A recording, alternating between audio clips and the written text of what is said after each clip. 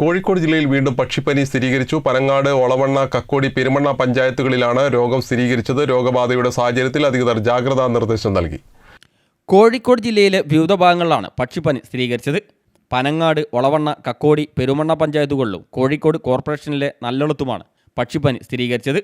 വീടുകളിൽ വളർത്തുന്ന കോഴികൾക്കാണ് രോഗം സ്ഥിരീകരിച്ചത്. 15,000-ഓളം കോഴികളെ കൊന്നൊടുക്കേണ്ടി വരും.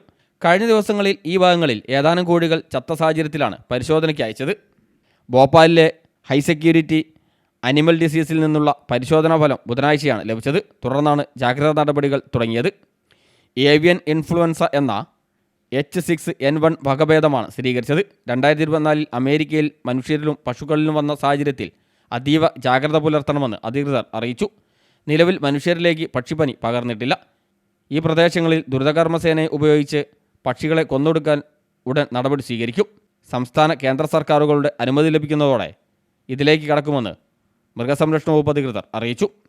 രോഗം സ്ഥിരീകരിച്ചതിൻ്റെ 1 കിലോമീറ്റർ ചുറ്റളവിൽ നിയന്ത്രണവും ഏർപ്പെടുത്തും. ഇവിടെ നിന്ന് പുറത്തേക്കോ ഇവിടേക്കോ കോഴികളെയും മറ്റും കൊണ്ടുപോകരുത്.